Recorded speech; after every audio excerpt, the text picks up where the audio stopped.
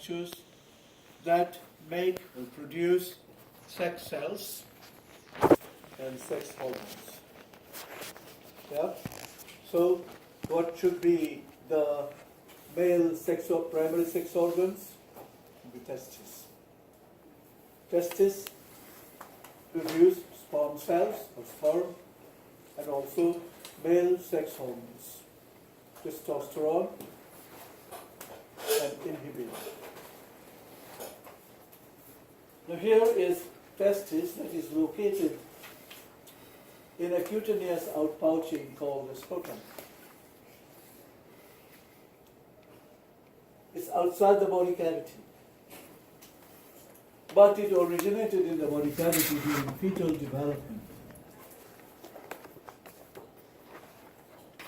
Production of viable sperm needs a lower temperature than the core body temperature, and it wouldn't be possible if the testes were located inside the abdomen. We can find in the animal world some animals, they have intra-abdominal testes, but here, in case of mammals, in case of human beings, the testis is extra-abdominal. It originated in the abdominal cavity, and if I dramatize, the young testis didn't like it hot. Said it's too hot for me. Let me get hell out of here. So the testis began to descend and following a route, and there is a region here called inguinal canal through which came down and finds its abode in the scrotum, which is a cutaneous outpouching. We will look at scrotum a little bit later. But this is the primary sex organ, and look at the spelling. Testis is a singular. Here, testis, singular. Plural, the pronunciation said testis, but I changes to E. This is plural. Yeah, one testis, two testis. The other structures, other accessory structures, mostly the duct system and glands, and they directly or indirectly aid in reproduction, in supplying nutrients or nutrition to the sex cells. Like in the form of, we have 3 different glands, paired seminal vesicle, single prostate gland, and paired bulbourethral glands or Cowper's glands. The duct system include a structure here called epididymis, which looks like an inverted comma, hugging the testis from the posterior side, and from the epididymis, if you uncoil the epididymis or ductus epididymis, you will get about 20 feet or 6 meters. Epididymis is a place where sperm mature, undergo maturation, and from where the ductus deferens or vas deferens, this one, ductus deferens, or the seminal duct that forms from the epididymis, from the ductus epididymis. And then this ductus deferens becomes swollen at the terminal end, and it joins with the duct of the seminal vesicle to form ejaculatory duct, and releases its contents into the prostatic urethra. This is the urethra, male urethra, prostatic urethra, intermediate or membranous urethra, and penile or spongy urethra. So these form the accessory structures, and also we have to consider another accessory structure, that is the copulatory organ, male copulatory organ of the penis. that has a root and a glands. Penis is formed of 3 cylindrical masses of erectile tissue, and these are 2 corpora cavernosa, singular corpus cavernosum. There are 2, this one and this one, and single corpus spongiosum. Corpus spongiosum meaning the spongy body through which the urethra runs along the length of the penis. That's what's called spongy urethra or penile urethra. The tip of the penis is mainly formed of corpus spongiosum, forming the glans, that is a corona, and is covered by membrane called foreskin or prepuce. Now, the procedure of surgical removal of part of prepuce or entire prepuce, that procedure is called circumcision. Okay. Another feature in the accessory structure is the deep muscles of perineum, that is also called urogenital diaphragm, deep muscles of perineum, through which the membranous urethra runs. Okay? Now these are the different parts of the male reproductive system. This is a male pelvis in sagittal section. Okay? Let us look at male reproductive system from another aspect, that is the anterior view.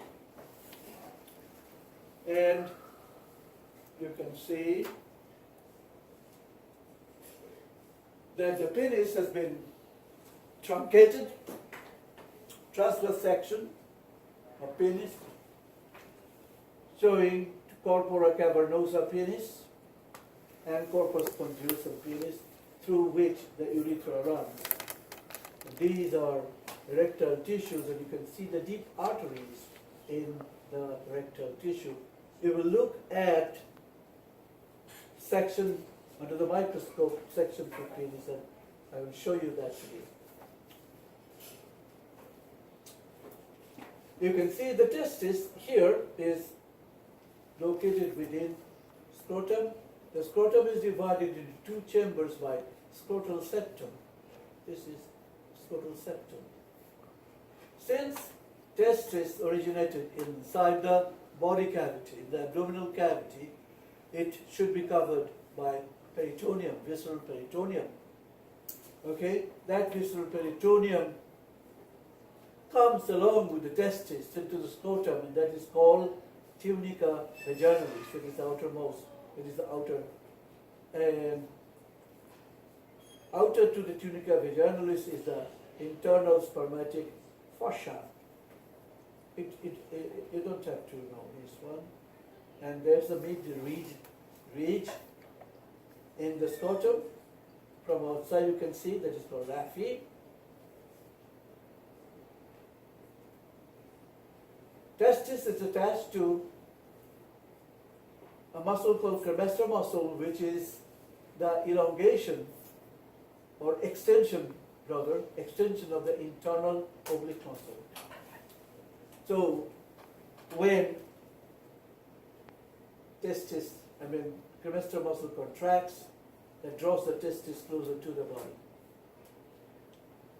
And it happens during winter time, cold time. And when it is hot or warm, cremaster muscle relaxes, taking testis further away from the body. Now, a difference in temperature, at least by 2 to 4 degrees Celsius, is conducive to the production of viable sperm. Since the body temperature, core body temperature, is not conducive to the production of viable sperm, the testes have to come down to the scrotum. Okay? So cremaster muscle is a part of the spermatic cord, and the spermatic cord, you can see that, this is an accessory structure. It contains the cremaster muscle the lymphatic vessels, the testicular artery, and the testicular veins in the form of pampiniform plexus. This is important. Pampiniform plexus. That coils around, that surrounds the testicular artery. Testicular artery bringing oxygen-rich blood or blood supply from the abdominal aorta into the testis. That the blood that is carried from the body cavity, from inside the body, will have the body temperature, isn't it? That blood must be cooled down before it reaches the testis. There must be some device to cool it down. And the pampiniform plexus acts like a cooling tower, because pampiniform plexus is made of testicular veins. Testicular veins bring the venous blood back to the body, back to the body circulation. So when the blood returns from testis, that blood has lower temperature than the body temperature. And the blood flowing through the testicular artery to the testis, that has warmer temperature. So here is a simple physics, that heat lost equals heat gained. How is it done? The heat of the testicular blood will be lost, and the heat in the testicular veins will be gained. So the testicular blood, testicular arterial blood is conditioned, is acclimated, is cooled down by this cooling tower, pampiniform plexus. And when blood reaches the testis, it has lower temperature. Do you get that? It's a very important function and very, very unique device, unique mechanism. Okay? And the spermatic cord then enters into the body cavity through an oblique passageway called inguinal canal, through which testis must come down to the scrotum. But sometimes the testis can get stuck. And so when the male baby is born,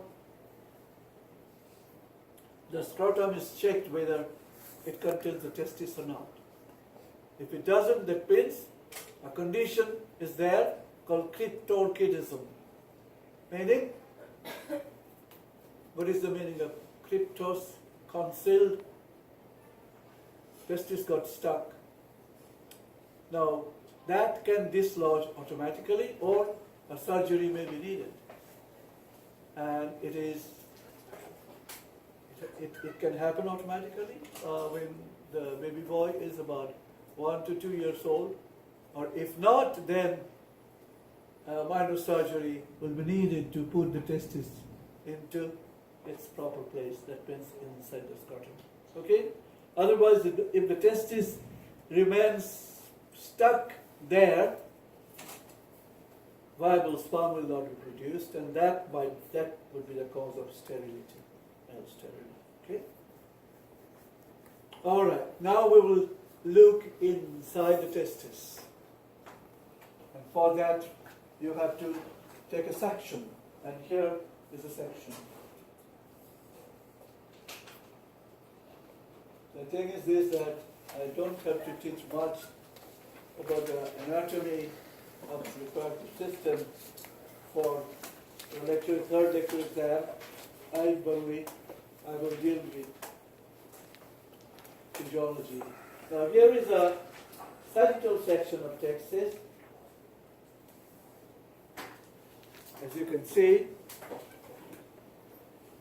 testis is covered by tunica vaginalis, that is the peritoneum, visceral peritoneum. You can call it serosa also, visceral serosa, But beneath the tunica vaginalis is a whitish fibrous coat called tunica albuginea, from which septa divide the testis into many lobules, about 200 or so. Each lobule, you can see the septum from the tunica albuginea, and each lobule contains 2 to 3 highly coiled tubules called seminiferous tubule. Seminiferous tubule is a place where sperm are formed. Seminiferous tubules are called sperm-making factories. And young sperm cells are released in the lumen of the seminiferous tubule, and the sperm cells will swim with a flagellar movement. It will come out of the seminiferous tubule into straight tubules. Look here, these are straight tubules, straight tubules. The straight tubules from the lobules, all the lobules will form a network called rete testis. This rete testis. So sperm will swim into the rete testis, from where efferent ducts arise. These efferent ducts form the epididymis, form the ductus epididymis that is highly coiled, and it's about 20 feet long. It is where the sperm mature or undergo maturation. And a process occurs called capacitation of sperm that happens inside the ductus epididymis, inside epididymis. Now, epididymis is a compact structure in the form of inverted comma. This is the head of epididymis, gradually tapering body of epididymis, and the tail of epididymis. Inside the tail of epididymis, the efferent ducts that give rise to ductus epididymis, which is highly coiled, and the ductus epididymis comes up and straightens and increases in diameter, and from this point on is called ductus deferens or vas deferens, or the seminal duct. And then it becomes a part of the spermatic cord. Here you can see the pampiniform plexus, testicular artery, nerves, lymphatic vessels, and cremaster muscle wrapped around by connective tissue sheath called spermatic cord that enters the body cavity through the inguinal canal. Okay? Now we would like to look at seminiferous tubule, and we have to take the help of microscopy. Now histology comes. So